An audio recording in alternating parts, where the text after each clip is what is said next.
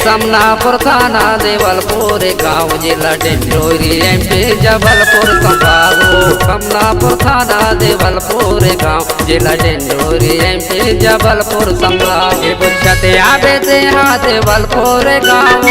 अनिल सुनवानी हवाई मोरे नाम बुझते आवे ते हाँ देवलपुर गाँव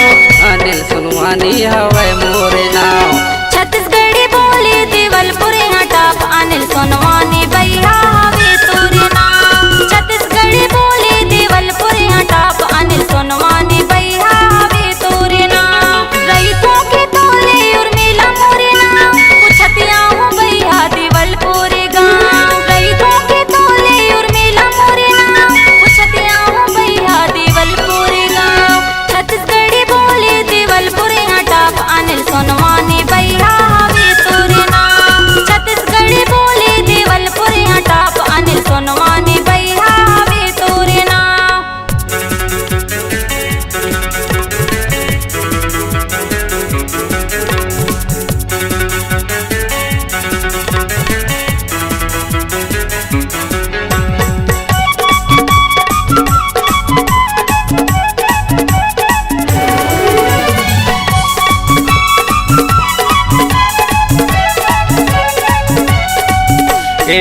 नब्बे 98 12 56 91 मोरे मोबाइल नंबर है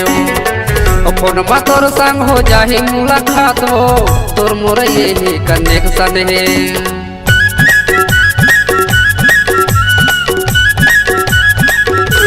90 98 12 56 91 और मोरे मोबाइल नंबर है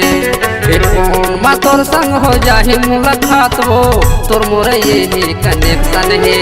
ए माया हो गए तोर संग आओ पहली मुलाकात में पगली देवलपुर गाँव समनापुर थाना देवलपुर गाँव जिला डिंडोरी जबलपुर संभाग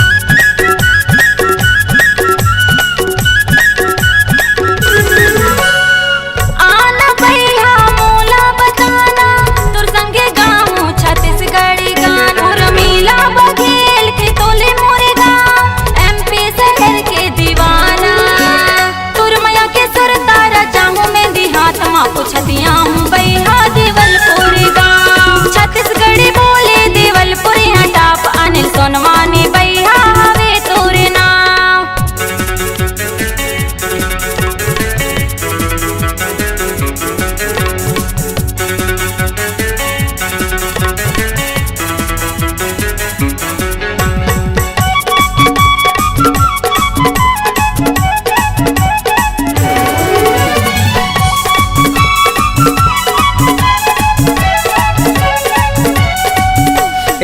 देवलपुर के रहैया बदली करत मेहा समनापुर बजरिया जिला डिंडोरी जबलपुर संभाग हो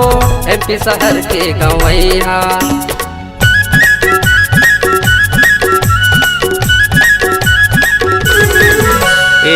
देवलपुर के रहैया पगली करत बेहा समनापुर बजरिया जिला डिंडोरी जबलपुर संभाग हो MP शहर के मैहा गवैया लब हो गए तोर संग दिल चुप की बात मत कुटिया में पगली देवलपुर गाँव समनापुर थाना देवलपुर गाँव जिला डिंडोरी MP जबलपुर संभाग बुझते आवे ते हाँ देवलपुर गाँव अनिल सुनवानी हवाई मोरे नाम बुझते आवे ते हाँ देवलपुर गाँव अनिल सुनवानी हवाई मोरे नाम समनापुर थाना देवलपुर गाँव